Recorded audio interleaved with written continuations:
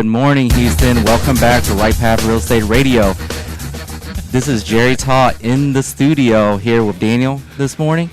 And we're here to talk about property management.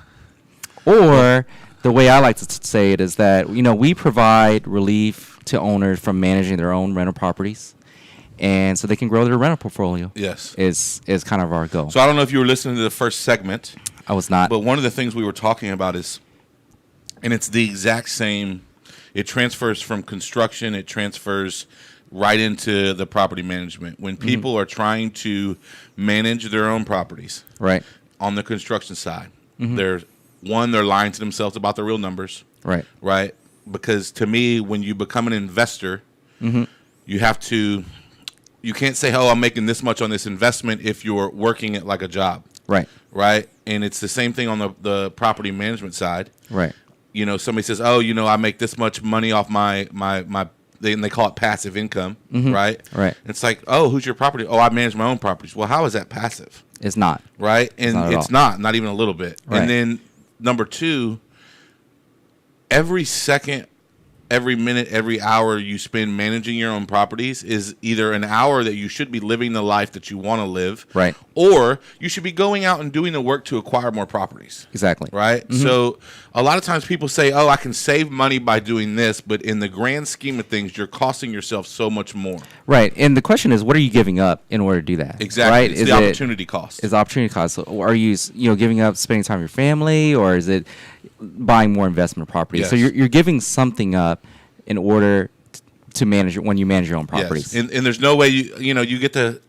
I have this conversation about mowing yards all the time, right? Why are you mowing your own yard? It's right. $25-$30 to get your yard mowed if it's a normal yard. Right. If you want to do landscaping, maybe you spend a couple extra $100 twice a year. Right. But the grand scheme of things, you're spending too much time doing that. There's other things that are more valuable, and then you get it relaxes me. I enjoy it. Yeah.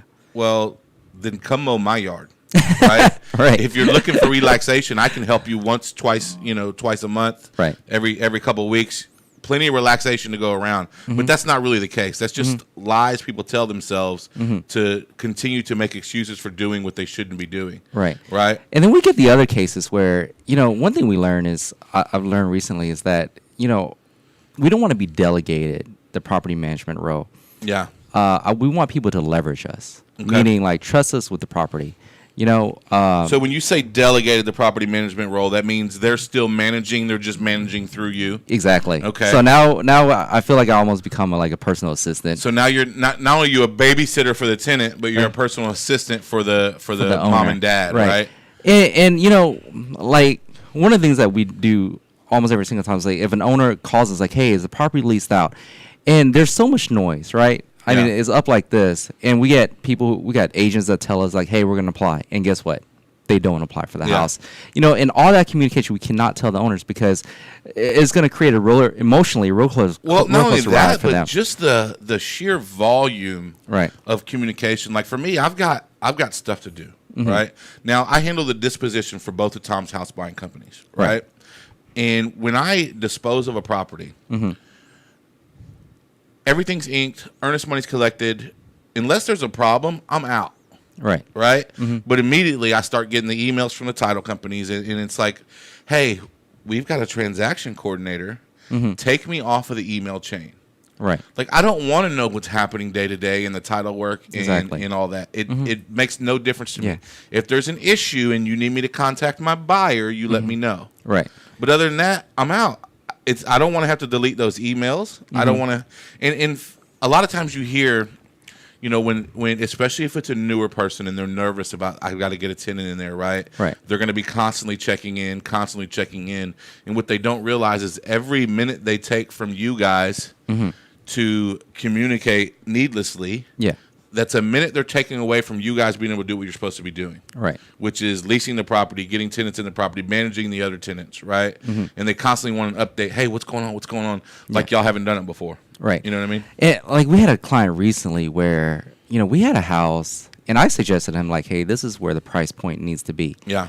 And we're $80 off. Okay. And it's literally, you can see the train tracks across the street. Yeah. And I'm like, hey, this is not. I don't know what you think you have. Yeah, but these are active train tracks, bro. Yeah, like I mean, you can literally catch a train if you just walk across the street, and they called every single day, and I'm like, nothing would make me happier to lease out your property. Yeah. Like if anything, we could stop these phone calls. Yeah, like nothing would make me I mean, our system's set up where I make no money.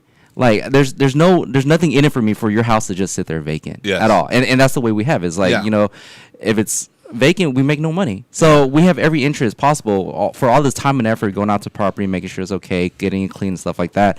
We want to get it leased. Trust me, like more than you. Yeah, absolutely. And it's funny because they took it back, and then it's still been on the market for like another 3 months, and they refused to lower the price, which is like mind blowing to me. So they're just sitting there waiting for that one lucky tenant to show up and say, "Hey, I'll overpay." Right. Interesting.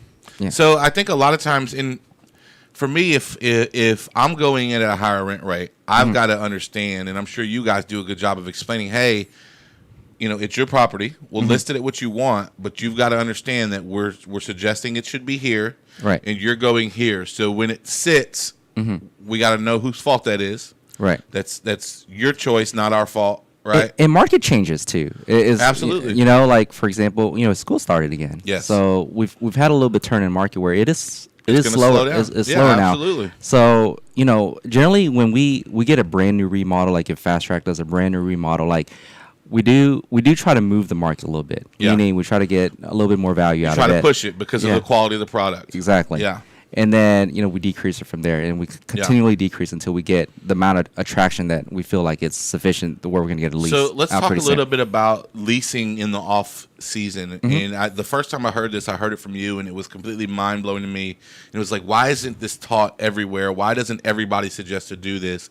But let's say you do lease in November. Right. And it obviously when your lease is up in May or June, it's a lot better scenario than for your lease to be up in November. So you suggested that, or when y'all have that situation, instead of signing a 12-month lease, you'll sign an 18 or 19-month lease. Correct. To make the lease come up in the peak season. Right. And once you can get that rolling, it's easy to kind of stay in that area, right? You've got a 3 or 4 month gap of busy season. Right. So even if you've got a 2-week turnover, things like that, if you're pricing it right, you should be able to get somebody else in there pretty quickly. Yeah, and that's not to say you can't lease in November, December. It's just the amount of people looking for houses. Yes, absolutely. It's just a lot less. But yeah, I mean, preferably you would always want to push it to where, starting March 31st at the earliest. That's genius. I mean, and let's be honest, we're different here than we are.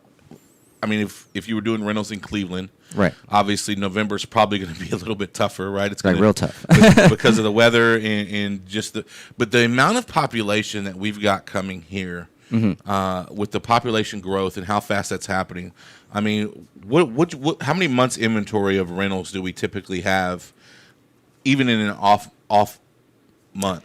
So I hate to give a broad, because it's so subdivision neighborhood specific. Yeah, because Houston is really weird like that, right? It is super weird. I mean, you'll get and neighborhoods turn too, and I talked this about on the show before, but there's a subdivision in Richmond called Terra, which is a very big rental subdivision. Yeah.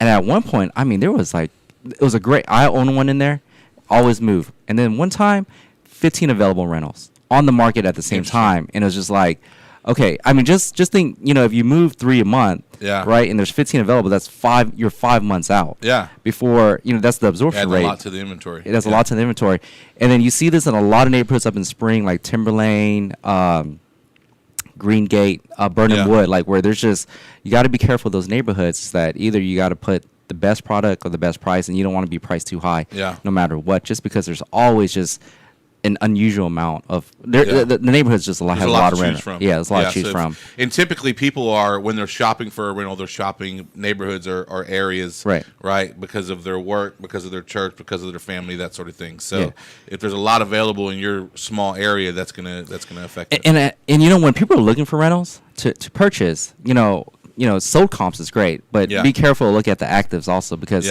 again, if you got 15, 20 rentals on the market, just think like, hey, either, is it the race to the bottom or you providing a better product? Yeah. The race to the bottom meaning you drop it to the lowest price possible. Yeah, to get the first person that comes in the neighborhood. Exactly. Yeah. And just try to attract that one person. Interesting. Or if I tell you, it should lease out pretty quick, and then we look at the actives and there's 15, it's like, oh, well, okay, I take that back. Yeah.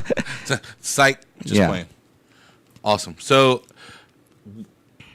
if you could give somebody who's doing their first rental, before they've bought it, they're in the contracting phase, they're gonna get some work done on it, they're gonna do all that, then they're gonna refi out of it, then they're gonna come to you to get a tenant. If you could talk to all those people before they got to the point where they called you, what would you tell them? If you knew they were coming 3-4 months down the road, right, and you could give them a little business-sized card that had 1 or 2 statements on it, right, to give them a certain heads up on something, what would you tell those people?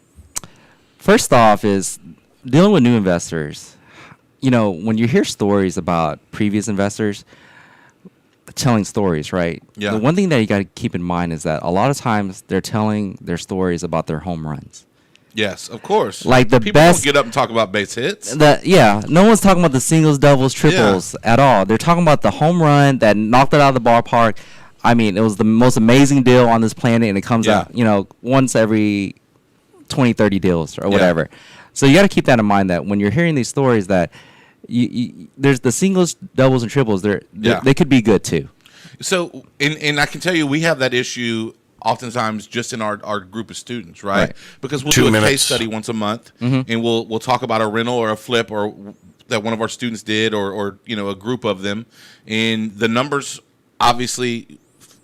Every now and then we will get somebody up there with a base hit, right? But very often it's a home run type of thing that you want to share with other people, right? And things like that. And then people get involved in the group, and then they're sitting around waiting on a deal, and they're like, well, it's 15% cash on cash, but the equity capture is only 6%. Right. I was really hoping for 10 or 15% equity capture and 15% cash on cash, and you're like. And I'd like to get in for under 20 out of pocket. And you're like, right, those deals happen. Right. And they're great when they do. Yeah.